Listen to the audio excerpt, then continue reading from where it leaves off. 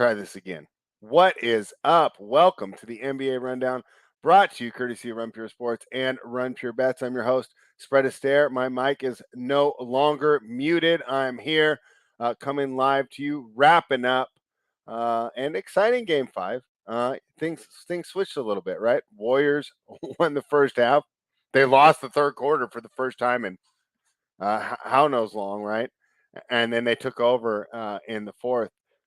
Steph Curry played a great game, except for the 3-point shooting. But I don't want to take away from his game. You know, we don't break down basketball off box scores.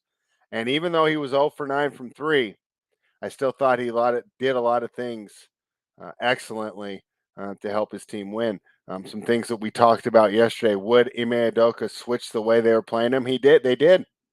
And it helped. But to hear more about that, let's go to my guy, Tyler Hicks. Tyler, pretty happy here in Northern California seeing the Warriors being able to get the win without Steph Curry hitting a three, which is the first time that's ever happened in his postseason career. You know, kind of a little flip-flop there with the Warriors win the first half and then the Celtics win the third quarter. What were your thoughts on the game? You're muted too. I did the same thing starting the show, so we're off to a great start today. From a betting perspective, throw the game in the trash. I mean, I just give up at this point. But yeah, I mean, Golden State, they looked good without Steph playing a good game, which is impressive. Makes it likely that they take this in 6, but we do know Golden State. You think so? Because obviously that's the next question. I don't think so, but I think there's a couple different ways this can go. I think Boston probably wins game 6. It goes to 7. We know Golden State wants to win in front of their crowd. But I think there's also a pathway. We've seen Curry go cold for like a month during the season. Mm-hmm. What if that's the start of a 3-game stretch where he's ice cold and they lose the next 2? What's the storyline then? If he scores like 14, 14, and 14 and they lose the next 2. I mean, yeah. I mean, what's the storyline? I mean, those shows are just ridiculous. Windhorse on there talking about checkbooks. I mean, talk about sour grapes here. You know, obviously the story of the game was Andrew Wiggins. Can he do it again? That's a big question mark. Will Curry stay cold? That's a big question mark. And then the question mark that I have, because, you know, hey, I mean, was I feeding my inner hater a little bit, you know, tapping into the dark side of the force, going through all the Celtics Twitter last night? They were convinced that it was over and they had blown their chance. I didn't feel that way as a Warriors backer. I'm still not ready to victory lap this thing. I think it's quite plausible that the Celtics could still win the next 2 games. You know, obviously there's a lot of things that they can improve upon. So Warriors bench outplay the Celtics bench. I don't expect that to happen. Warriors got a friendly whistle. I think we'll see your guy Scott Foster in this next game, right? Which is, you know, of course, everyone's going to make a huge deal about. So a lot of interesting ways that we can approach this game 6, and I'm glad we get a couple days to digest. I know a lot of people don't like this drawn out schedule. I personally prefer it. I like getting on over here. We overreact today. We say whatever we want, right? And then, you know, we get a day to think about it. Then we come back on the third day. I mean, it's almost like the NFL, right? Give me some time to think about these things, make a proper decision here. So, all right. So let's go into all the major takeaways. My first one is Steph's a great player because he didn't shoot well from behind the arc and he still impacted the game. Udoka changed. He lied in that press conference because they did double team him. They did blitz him. They did try and get the ball out of his hands. They gave him multiple looks. They didn't just play that drop coverage. And I think it affected him a bit. But kind of what he was afraid of, right, gave the rest of the team life, right? Klay Thompson played well. Andrew Wiggins had his best performance as a professional basketball player. Jordan Poole, a momentum, you know, they say momentum doesn't exist. I don't buy that. That game was over when that shot went in at the end of the I mean, didn't it feel like as a Warriors backer, I was watching the game with like my buddy, and when that went in, I said, does that count? He said, yeah. I said, the game's over. He called me a retard. I said, no. I said, that's a momentum shifter. Yeah, it is. He was like, they did all that to come back. And I was like, yeah, look at their body language right after that shot. They sucked the air right out of them. Both. I mean, Jordan Poole's giving those guys their $50K worth high-fiving fans. Yeah, it was game over right once that went in. That crowd exploded. The run started in the fourth, and then game over.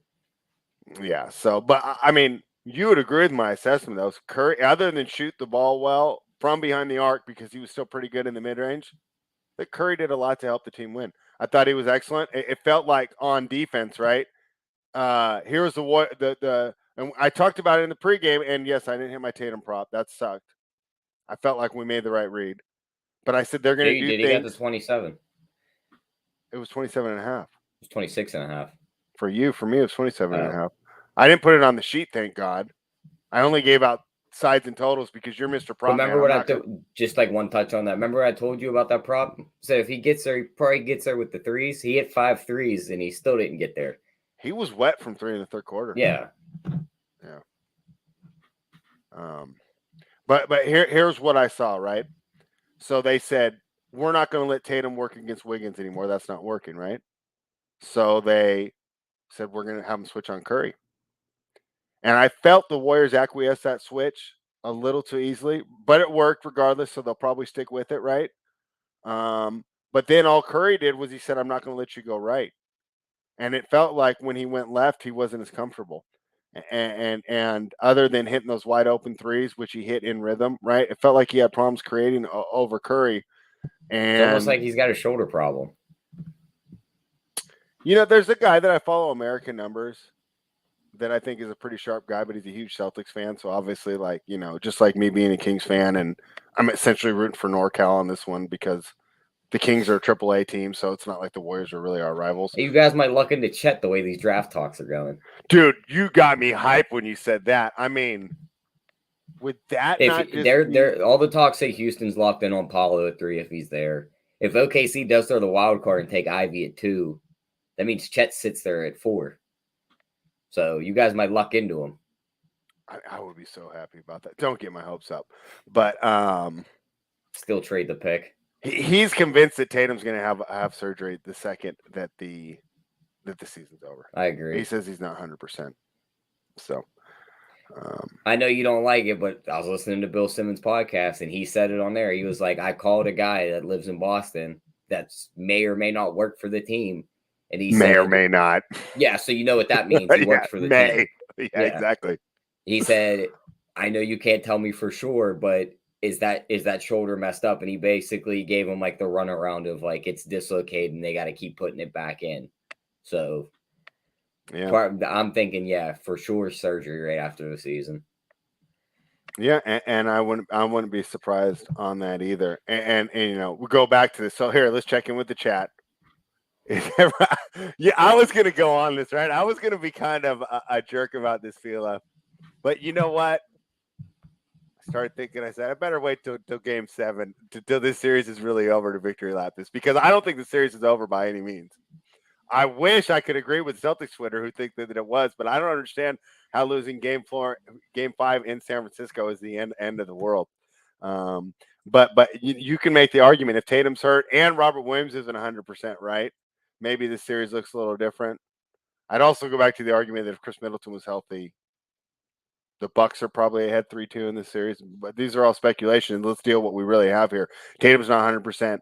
Robert Williams isn't 100%, and the Golden State Warriors are taking advantage of it. So we the people, let's give him his props, man. One of my favorite chatters, man. I know we like to go back and forth on defense and pace and all that fun stuff. You did a great job, though, because you approached this game the right way with the Tatum double-double, which is something I should have done instead of the points over. I just thought he was going to go for a bigger game. Talk about a bad beat, miss the pool 15 plus and win by a point. I think it was a bad beat. I thought he was going to go. Do you think the Warriors close it out on the road? I think it's a true 50-50. I really do. I think it goes 7. They want the money out of it. I think Boston just kind of fights back at home. And again, Golden State wants to win it in their new arena. I mean, I think the Golden State wants. I don't think they want to take that chance, but I'd say it's a true 50-50. If there's any team that would look like a Game 6 right in the face and be like, we'd rather win this at home, it's probably them. Yeah, but if there's any team that said we've blown a 3-1 lead before, let's not play with our food, it's also the Warriors. Yeah, it's true. And multiple of them mentioned that in a post-game conference. Like, we know that 3-8 ain't the victory. And that's where, like, I think that the championship experience gets overrated, especially on the silly shows and the podcasts, right, that we talk about, the ESPN morning ones. And, I'm not a big fan of Simmons because they overrate stuff like that. But the fact that they blew that, I think, is going to work for them. That was a good game from the Dubs. Great team win from our guy Zodat. You can't argue there. What else do we got? Oh, we got a lot going on in the chat today. Yeah, we the people agrees with you here. That's always a good sign, right, Tyler? He thinks that they lose the next one, they close it out at home. Jonathan Nelson's out here with Stephen A. Smith taking Anthony Davis over Luka Doncic. I mean, you got to be. I didn't even think he was serious when he said that. Unbelievable. But I don't even watch those shows. They just make their way to Twitter, and I think they know what they're doing because I wouldn't watch them, and I still end up talking about it. Wiggins absolutely cooked every defender. Yeah, but a lot of times he got the ball and it was off a Steph double, and he had a wide open path to the rim, and he just finished. Right, and congrats to him to finishing. But a lot of that momentum was caused because Steph's passing out of a double team. So I'm not trying to discredit Wiggins at all. I'm just trying to give Steph credit for helping his team win, even when he wasn't shooting the best. Wiggins looked like the second best player on the court to me. I mean, he's did been at the last 2 games. I mean, those rebounds are so clutch, especially for a smaller team and a team that likes to use a smaller lineup. And then of course his ability to get to the rim. I really felt that, you talked about momentum too. Didn't it feel like mentally for the team and for the crowd, a lot of those Wiggins buckets meant a lot to slow down. For sure, especially late in the game. Yeah, to slow down. Boston seems to be caught in the headlights of the NBA championship. I think they're just hurt. It's tough. I mean, not everyone has that Giannis can rise in the lights like our guy Giannis, right? Gregory Russo. Yeah, so he's with you. He's with you. He thinks that we the people thinks he says the Warriors are going to win in front of their home crowd in the home arena. I mean, I really like the Warriors in a Game 7 if it gets there, right? Yeah, I mean, more than likely I'll be on them. Okay, we'll let you victory lap this. He says, "I told y'all Tatum first quarter was a bad move." You can victory lap. The whole first half was a bad move in that game. And then the fact that they came out, what was it, a 19-4? It kicked me right nuts and hit every 3 in the second half. Yeah. Tatum injury is bigger issue than we all think. And it's got to be rough for these players, right? And because how many people are just taking all their hot takes from this, and just are gonna downgrade him when he's not 100%. But what do you do, right? It's like, the Heat had some of those issues as well. Zodak guessing it's a labrum. Yeah, I'm not a doctor. I can't tell. Oh my gosh, healthy AD over Luka. Let's go, chat. Let's go. We did it. There's no way you agree with this, is there, Tyler? No, I'd still take Luka. Okay. Let's see. AD does have a ring. Yeah, if Luka played with LeBron, he'd have a ring too. I mean, come on. So does Avery Bradley. Thank you, Robert. Game 6 Celtics minus 9.5 is his best bet. What do you think? The Celtics get a blowout here in Game 6? I mean, they could. They're -3, so it's basically home court. So that -9.5 is probably like 2-1, 3-1. I wouldn't hate playing that. Golden State shoots a stinker on the road, and they come back home and win it. How do you think Curry bounces back? You were talking, and it's funny. I didn't think it. I just assumed that he bounced back. But you talked about extended slumps. He is 34 years old. Let's just say, like right now, which way would you lean, over or under it? He's probably going to be about 27.5, right? I'd lean. Well, if it's 27.5, give me the over. But if it's at 30.5 again, give me the under. So you think he gets between 27? If he gets between 27 and 30, I'm feeling pretty good about the Warriors winning the game. Yeah, I mean, I think that's where his number falls, unless he has a terrible shooting game again. What do you think the chances are Scott Foster ends up in that game? -400? Yeah, I'd say somewhere around there. If I'm rooting for the Warriors, do I even want to watch that, or am I just going to be pissed? Yeah, I mean, who knows with this NBA season? Like, they might finish it off. I'm not going to sit here and put my foot down and say the Celtics are going to win it anymore, because anytime I put my foot down, it seems like I step on a trap. So I'm done doing that. And that's fine. And we're just here to talk some basketball, and that's what these review shows really are, right? We don't have to place any bets. There's no best bets at the end of the show, right? Let's talk about this. Let's just get into this. Just 2 years ago, everyone was saying he's a top 5 player. They were wrong. Now he's trashed. That doesn't make sense defensively. He's the best big man in the league healthy. No, I think he put on too much weight. He's not he's better than Rudy Gobert defensively. I don't agree with that. He's a little better on the perimeter, but I think in his early years when he was still pretty like skinny and could move, he was better. Because he could get out on the perimeter and defend a guard. But now that he's packed on so much weight, injuries just kill him every season. So I mean, does being a leader and does mental toughness matter? I mean, there's a reason the New Orleans Pelicans never came close to contending when he was their best player. Now here in his little Robin role, he's great. I mean, you could say that about a lot of players that are on bad teams, though. We're talking about top 5 players, though. I mean, KG was on the Minnesota for how many years, right? And they trash talked him. They got to Boston one year. He was on a good team. He won a ring. A la Anthony Davis. Okay, now you're really bringing me back because I'm trying to think if KG was ever really considered a top 5 player when he was in Minnesota, though. And was he even a top 5 player? Did he? Yeah. Okay, well, I stand corrected. I'll have to go back and look at that. So, anyways, I'm just I'm not as high as on Anthony Davis. I just don't think he'll do it on his own. Like I think if LeBron leaves and he's your number one as a Lakers hater, I'm like a pig in slop. I think is that a term, right? Or what? I'm just a happy dude, right? I just don't think he's going to lead you that far. I think he's a guy who puts up great statistics and does great things, highlight wise. I just don't know if he's got, But let me ask you this. He has the exact opposite of that Mamba mentality that Lakers fans But let me ask you this. Okay. For instance, take him out of the equation. Plug in your guy Jokic, who's on a bottom 5 team, but a top 5 player this year. He goes to a certain team, just say, wins a ring, and then for the next 2 seasons, he's banged up. You saying these same things about him? Probably not. It's the same situation. You might have me there. We could all shit on the guy when he's hurt, but like, I'm not going to sit here and say he's top 5, but he's definitely top 10. Okay, but can I criticize his play as number 1 player when he was healthy, when he was the leader of the New Orleans Pelicans, and at no time he gave up on the team or after he gave up on the team? Okay, just giving up on the team makes you a top 5 player.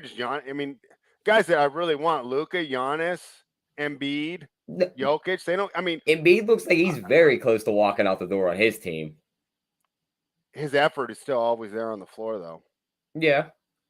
But when you demand a trade and they don't trade you for a whole year, then your effort kind of goes out the window. Oh, what a surprise. Agree with Tyler. Of course, it's the NBA Rundown brought to you by Run Pure Sports and RunPureBets.com. Promo code GetBets. Everybody agrees with Tyler. That's what I'm here for. I'm the heel. You're supposed to hate me and love Tyler. I'm glad that we're doing the show right. Quaddy says, Anthony Davis got too strong and lost his athleticism. Yeah, he put on too much weight. Took his game out to the 3-point line and hasn't been the same. I don't think he got too strong. I think the fact that he thinks he's 6'3", but he's really 6'10", and he's afraid to play down low, and he doesn't want to be a center in a small ball league. So he forces the team to drag out Drummond and Dwight Howard and these other guys that shouldn't be on the floor because he's too afraid of contact, and he's not playing to his strengths. And nobody has the heart to tell him that. That's what I think. So, but remember, I'm the heel. The other thing about the injuries too is like, since COVID, the Lakers of all teams have probably had the shortest breaks from like restart to new season, and that's when all his injuries occurred. But so is Miami had the same deal. They dealt with a lot of injuries too. But they're in the conference finals this year. Okay, but they were a lot deeper of a team. LA kind of tried to fix their roster on the fly too, to where Miami kind of rolled the same roster over. That's true. I guess you're right. That's a good point, right? Because honestly, now that he's had 6 to 7 months fully recovery time. I know he said he hasn't shot a basketball since April 4th. And I know, and I think that's a little overblown, but I did make it a big deal about it. These guys are this talented. Does it really matter? He picks it back up for a week or 2 before the season starts. He's right back where he was. Yeah, no, and we're just kind of having fun with this, and I just like getting down with them. But you know what's funny, Tyler? I hate the Kings ownership, right? I hate them. I think they're so stupid. I don't think the Lakers ownership is very good either. No. Really, if you took this team out of Los Angeles and they weren't by Hollywood, they'd be the worst team in the league. The old man, what was his name? The Bus. Jerry Buss. Yeah, Jerry Buss. That was the name. Yeah, ever since he passed away, that the ownership just hasn't been the same. Yeah, well, I just don't think they know what they're doing. It's almost Yeah. like the Kings. It's almost like they he just do took stupid the stuff. plan with him and just never told anybody. Yeah, I mean, it's a lot different making your own money and understanding how business works and just being born into it, you know. Oh, for sure. So, and it sucks because we got a guy who made his own money and he still has no idea what he's doing. But yeah, I mean, you look at their moves over and over again. Other than drafting, what have they done right? You know, and you know what's crazy is they've actually drafted really well. Look at the They players that they drafted brought in the very league. well. Lonzo, very good player. Brandon Julius Ingram, Randle. very good player. Julius Randle, not a bust. I mean, you say, "Oh, Julius Randle, this and that, this and that." Well, yeah, but he was Horton you know, Tucker, Kyle he's not Kuzma, Thomas Robinson, right? Yeah. Kyle Kuzma, number 27. That's an excellent pick at that point. Alex Caruso, excellent basketball pick. Even this kid Austin Reeves, for where they drafted him, he's another second round pick. If you even get production out of your second rounders, I think you're doing a great job. The team knows how to draft. They just don't. Yeah, I think they buy into that star mentality a little bit too much. And then of course they did make the mistake, right? You know, selling your soul to the devil. Same thing. You sell your soul to LeBron because now he's going to be the GM of the team. And he's not a very good GM, let's be honest. I mean, he's made a lot of mistakes. There's a reason that he trashes franchises and then just bounces, you know, because he wants everything now. He trades all his draft picks. There's no development going on. It's just win now, do whatever I need. And we saw that again as they jettisoned all their role players. Now, to be fair, one of those role players they're jettisoning, they jettisoned that was a big part of that team, I felt, might be in jail next year. Did you see that one, Tyler? Oh, Montrezl Harrell. Yeah, did you see that? 3 pounds That's of weed. Not good. In Kentucky, that's not a good idea. Were you the one that sent me what Matt Barnes said? Yeah, how they used to smoke a pound of weed a month. Yeah, he said that's just summertime stuff. Zodat says once LeBron leaves the team, yeah, I mean I completely agree, right? And congrats to Cleveland for turning around. Took Miami a couple years too. I think Miami's a great team, and you know what? That was the reason that they didn't keep running with that big three in Miami is because he tried to do that. And Pat Riley said, no, I'm not letting you run the team. I'm the GM. You're the superstar. Get with the program. And LeBron didn't want to do it. He wanted to do everything. And it's hard for me to talk down on him. The guy's a billionaire, right? First active billionaire. And he went to Hollywood for a reason, right? I mean, he didn't go there for basketball reasons. So congratulations to him. And I'm sure some of the people like his show. I personally don't like it. How do you think he's going to be received once he's not a player anymore? Because we've seen this a lot, right? Where even I would say like Kobe Bryant, right? He was in all these like top 5 of all time discussions, and then he retires, and it was kind of like out of sight, out of mind. And I know everybody still loved him, but I mean, are people still going to care about his like barbershop shows? I think so. Because Kobe didn't do as much on the like he did stuff outside like of basketball, but it was always like not in front of a camera. You know what I mean? Mm-hmm. Like he might have been doing like AAU tournaments in California with like his girls and shit and all that. But like LeBron's doing movies, he's doing all this other stuff. Like we'll definitely still hear about him. I also think it's gonna be one of them things where once he retires, everyone's like, we should have appreciated him more when he was here, and they try and like attach. Do you themselves think so? To his, but who's really gonna like feel close to him because I think a lot of the guys. It's not like Dirk in Dallas where they just love him. No, I think a lot of the guys that hated on him when he played are going to be like, man, really needed that guy back in the league. What do you mean? Like, do you mean players or do you mean like no, like fans? I'm not talking players. Players don't. You think so? I'm waiting for the day. I thought this whole conversation was about fans. Oh, okay. Now, yeah, I guess it is. I guess you're right. It is about fans because I'm just wondering if these shows and the stuff that he's doing is going to be popular. Because I'll be honest, I think he's a great basketball player. I don't really think he's that compelling of a personality. Have you ever watched that show? No, but if he's talking basketball, he's one of the smartest players, so he knows what he's talking about. Right, but they don't talk basketball on that show. They talk about not that show, but I think if he does a show talking about basketball, say, or he's talked about a podcast on his Twitter, people will definitely flock to that. Okay, you're right. Okay, I stand corrected. If he had a Draymond Green show where he talks about basketball the whole time, you're right. Okay, I probably would be interested. I probably would be interested. And Jonathan Nelson makes a good point that for me, Lakers haters were always going to be in hell because they're just going to get the next star once he's gone. In fact, they would have had Kawhi, but Kawhi didn't want to play with him. And now they would have had, wouldn't they have had Paul George if I think some weird thing went down? I forget what that was about.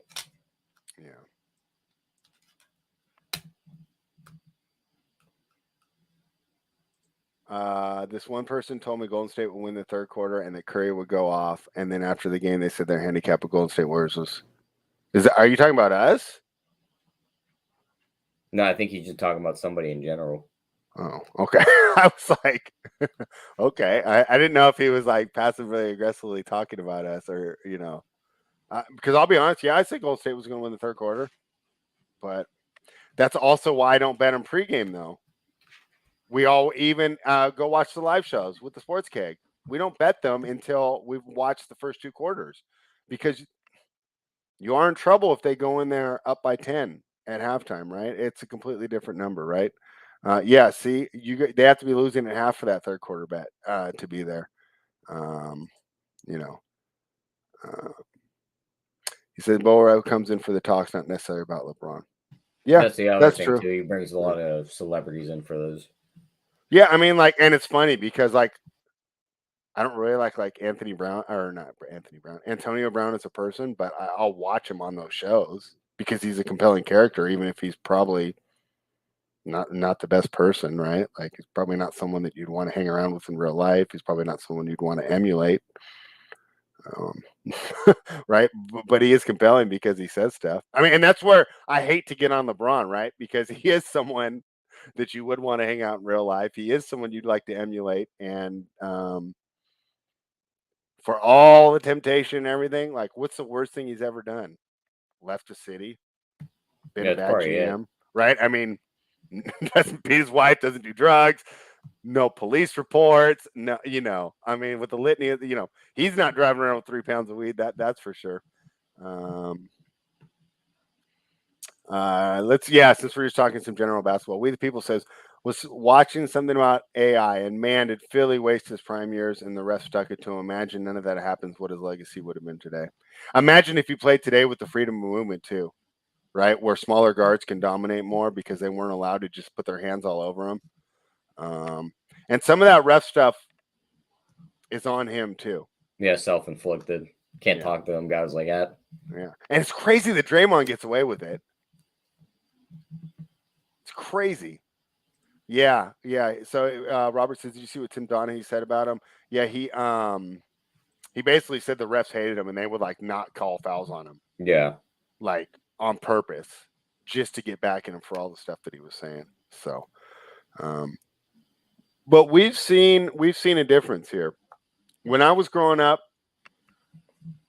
nobody talked to the refs that way. I mean, these guys complain after every single play. I mean, as much as people want to talk about the 3 points and the blowouts, I actually think that's the least attractive part of today's NBA is them absolutely barking at the refs after every call. And then sometimes you see the replay and it's just absolutely ridiculous. They just bark just to see if they can get the ref to call the foul. Yeah, it's just absolutely ridiculous. And since we are talking about that, and hey, since this is a reaction show, right? We're not giving out best bets.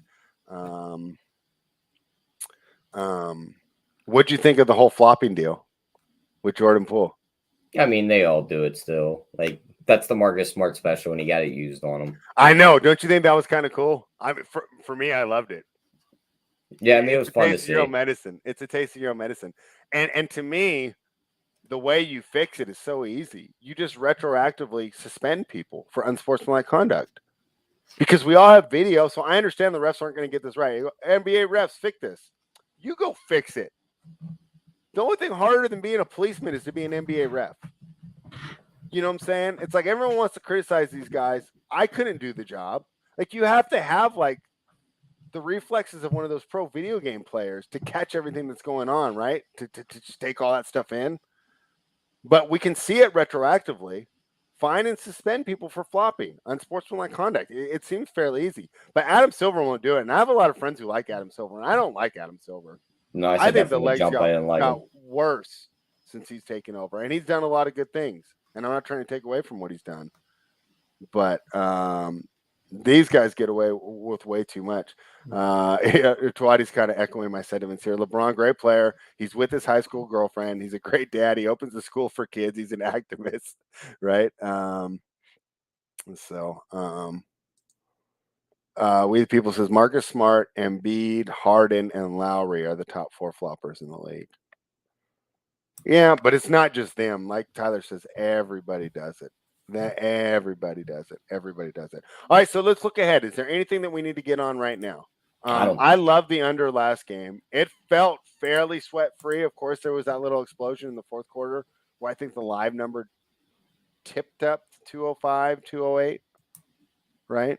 But for the most part, it was one of the safest bets here.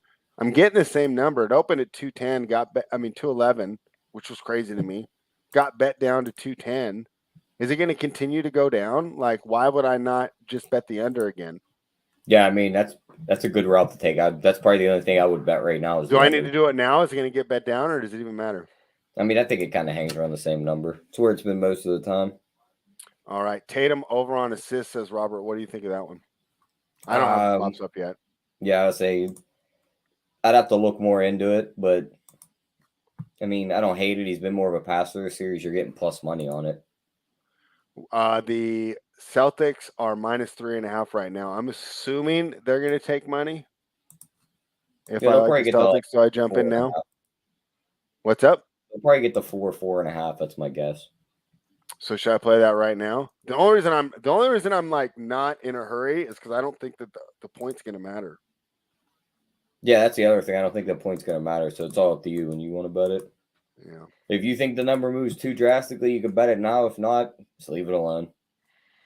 All right. So do you think this will be the final question of the day, unless the chat's got anything more for us? Do you think we will be doing a review show, our final review show of the season? Will we be doing it Friday or will we be doing it Monday? What do you think, Tyler? Probably Monday. I think we'll be doing it Monday too. So I'm going to reach out to Steve and we're going to try and combine that with the draft show.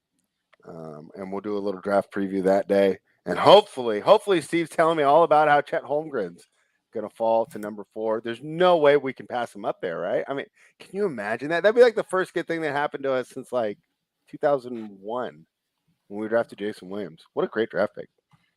Yeah, we'll see if it pays off for you guys. You don't think he'll be good? He weighs 30 more pounds than me, spread. He's going to gain weight. I mean, I hope so. He's got 2 foot on me. How much more does Kevin Durant weigh than you? And he's pretty good. Yeah, he's up over 200 pounds. What was he when he came out? I'd have to look into it, but he probably was about like $180. And what's Chet?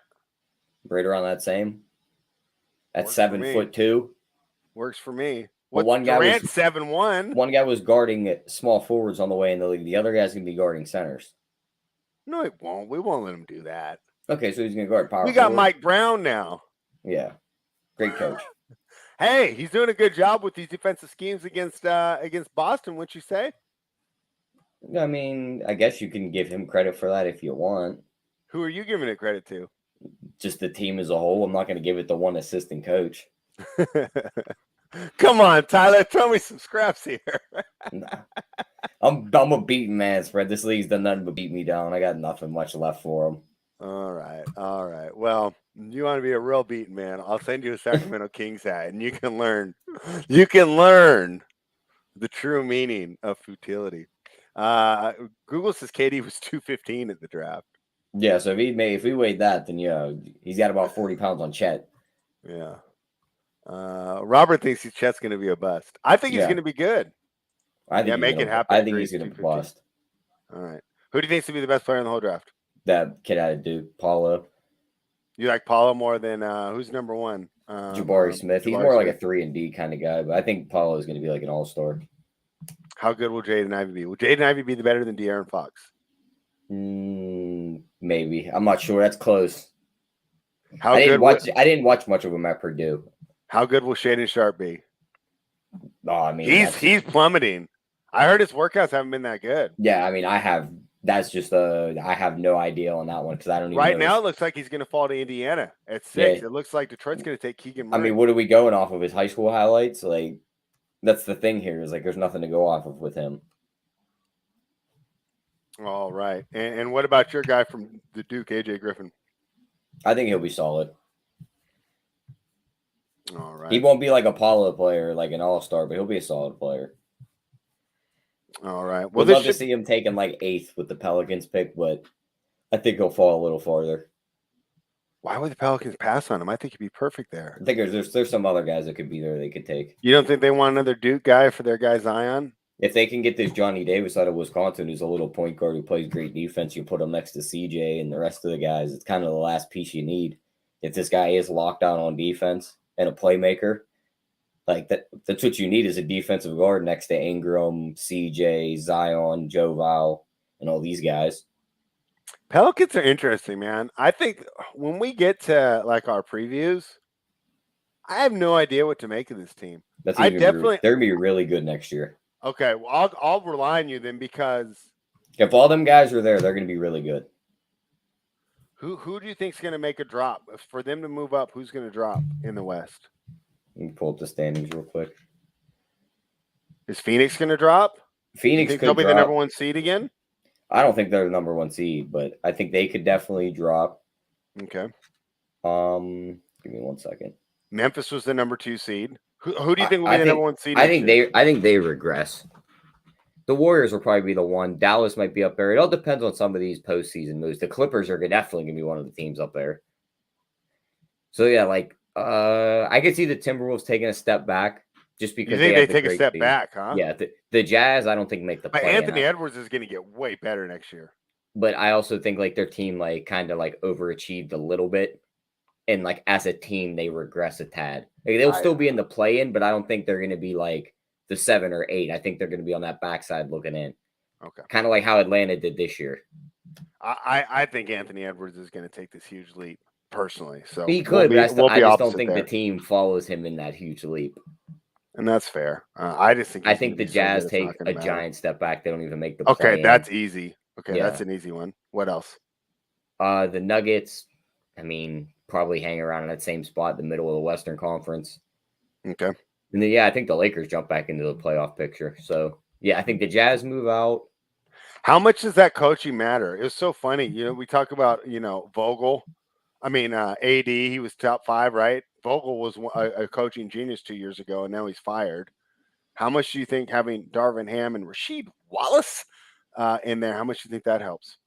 I mean, it could help a good bit, but I don't think Vogel was that bad of a coach. I don't think he was either. All the injuries killed him, so you couldn't really like factor that in. I mean, don't you think the injuries still have to be a factor though? Yeah, they could be. If I said an over under for Anthony Davis games played next year 62, what are you betting?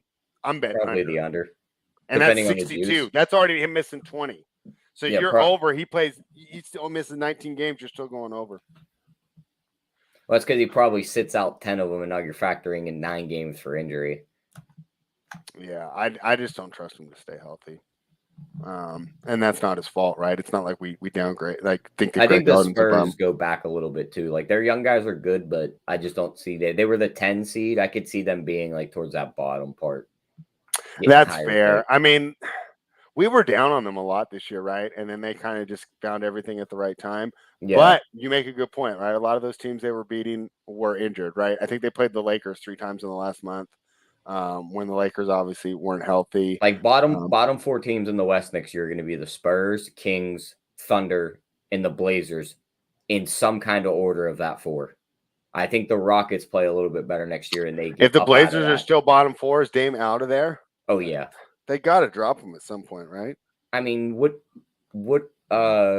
moves are they going to make in this offseason? They don't really have the pieces to trade out. They're going to trade 7 for I don't know, Jeremy Grant. I don't know. That's what I mean. Trade. It doesn't push them out of that bottom 4.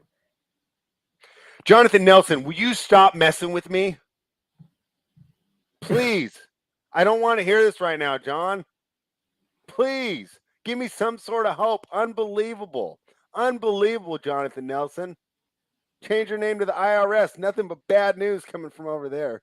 Robert says the Spurs are a better team than the Lakers. Interesting. I don't know if I'd agree there. I think the Lakers are going to be a lot better. Yeah, it is hard to get people to go to Portland. I don't know why. They have like the most strip clubs per capita. Thank you, Jonathan Nelson. I'm already having a tough time dealing with this. What is this, like 17 years of futility? They got Jaden Ivey minus 420. All right. Tyler loves that number. All right. Anything else for the people before we get out of here, Tyler? Nope, that's it. That's all right. For me. Yeah, I thought it was a fun game last night, of course, because my team won. But regardless, it was pretty close, right, for the first 3 quarters. I mean, the Celtics came back, right? It was close to tied going into that fourth quarter. Yeah, it was very close. Yeah. So, yeah. So, all right. So we'll take tomorrow off. We can give out one fun bet for tonight in the Women's National Basketball League. You learning a WNBA, aren't you? You won't learn WTA with me, but you learn WNBA.